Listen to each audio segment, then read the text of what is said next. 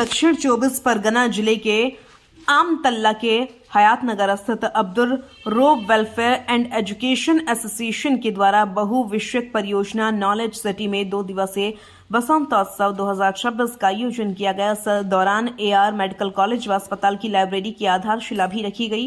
इस दौरान अब्दुल रोब वेलफेयर एंड एजुकेशन एसोसिएशन के प्रमुख अब्दुल रोब ने बताया कि নলেজ সিটিতে কি বলবেন, কততম বর্ষ এবং কি হচ্ছে আজকের অনুষ্ঠান? দেখুন, শান্তিনিকেতনের আদলে আমরা নলেজ সিটি শিক্ষানগরী তৈরি করছি।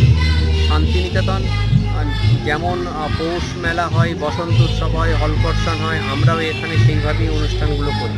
কারণ শান্তিনিকেতনে কোনো ধর্মীয় অনুষ্ঠান হয় না, আমরাও এখানে কোনো ধর্মীয় অনুষ্ঠান করি না। আমরা এখানে পরিবেশকে কেন্দ্র করেই অনুষ্ঠানগুলি করি, যেমন শান্তিনিকেতনে হয়।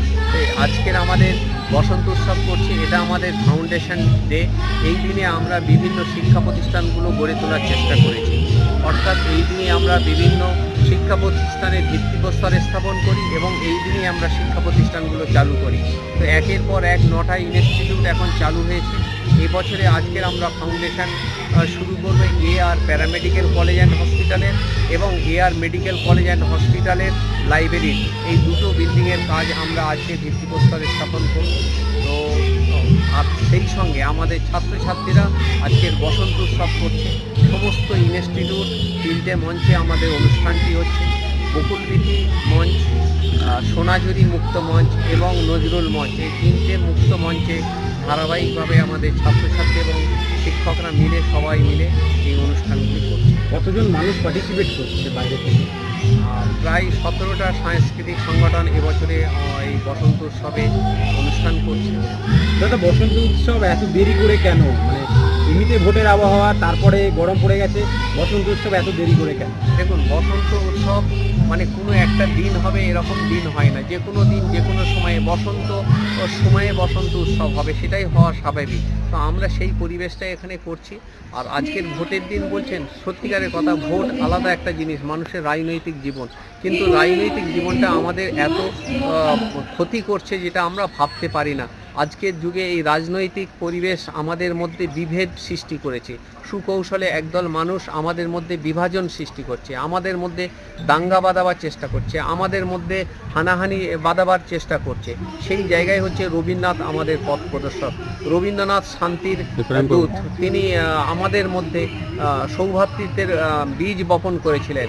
ফলে শান্তিনিকেতনে যে সৌভ্রাতৃত্বের বীজ বপন হয়েছিল, আমরাও এখানে সেটা মৈত্রীর বীজ বপন করছি। আমরা এখানে শান্তির একটা বাতাবরণ করার চেষ্টা করছি। দাদা, নলেজ সিটিতে এই বসন্ত উৎসব কত বছর ধরে হয়ে গেছে? 2017 সাল থেকে শুরু হয়েছে, ধারাবাহিকভাবে চলছে। নলেজ সিটিতে কি কি আছে মানুষ, সেটা যদি একটু বলেন। দেখুন, নলেজ সিটি মানে শিক্ষানগরী। নলেজ সিটি এটা গ্রিন সিটি, নলেজ সিটি এটা ক্লিন সিটি। এখানে পরিবেশকে কেন্দ্র করেই আমরা এইগুলো করছি। যত গাছ আছে সেই গাছগুলো ছাত্রছাত্রীরা এবং শিক্ষকরাই লাগিয়েছেন। এখানে কোথাও প্লাস্টিক আপনি দেখবেন না। একটা স্টুডেন্ট সে লজেন্স খাবে, খাওয়ার পর সেই লজেন্সের প্লাস্টিকটা সে হাতে করে রেখে দেয়, যেখানে ডাস্টবিন আছে সেখানে গিয়ে ফেলে দেয়। ফলে পরিবেশটাই তৈরি করেছে। আমাদের ছাত্রছাত্রীরা খুব কষ্ট করে এগুলো তৈরি করার চেষ্টা করছে। আজকে নলেজ এই বসন্ত উৎসবে কি কি হচ্ছে? নাচ গানের পাশাপাশি নাচ গান, কবিতা পাঠ, আলোচনা এসব হচ্ছে, প্লাস 2টি শিক্ষা প্রতিষ্ঠানের ফাউন্ডেশন হচ্ছে। দাদা, শান্তিনিকেতনের আদলে পশ্চিমবঙ্গের দ্বিতীয় বৃহত্তম বসন্ত উৎসব হলো আপনারা এখানে। উভয় সম্প্রদায়কে এখানে দেখা যাচ্ছে খুব আনন্দ করে উদযাপন করছে। তা আপনাদের এই ব্যাপারে ভবিষ্যৎ পরিকল্পনা কি? দেখুন, শান্তিনিকেতন একটা বিশ্ববিদ্যালয়, ফলে তার পরিবেশটা অন্যরকম। সরকারি সাহায্যে সেগুলো তৈরি হয়। আমাদের তো কোনো সরকারি সাহায্য নেই। আমরা ব্যক্তিগত উদ্যোগ খুব কষ্ট করে, খুব মেহনত করে এবং খুব পরিশ্রম করে এগুলো আমাদের ছাত্রছাত্রী এবং শিক্ষকদের দিয়ে এই পরিবেশটা তৈরি করার চেষ্টা করছি। আপনার নাম? আব্দুল রব, চেয়ারম্যান, নলেজ।